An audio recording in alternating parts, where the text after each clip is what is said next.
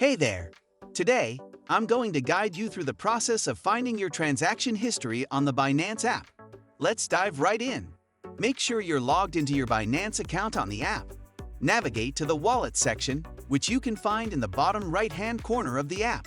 Whether you're using Binance Pro or Binance Lite, the process remains the same. Once in the Wallet section, ensure you're on the Overview tab. This is important as it will give you an overview of all your transactions. At the top right corner, you'll notice a paper icon. Click on this icon to access your transaction history. Here, you'll find various categories of your transaction history, including deposits, crypto and cash, withdrawals, transfers, distributions, and BNB conversion history. And that's it. You've successfully accessed your transaction history on the Binance app. If you found this video helpful, don't forget to leave a like and drop a comment down below. Thanks for watching.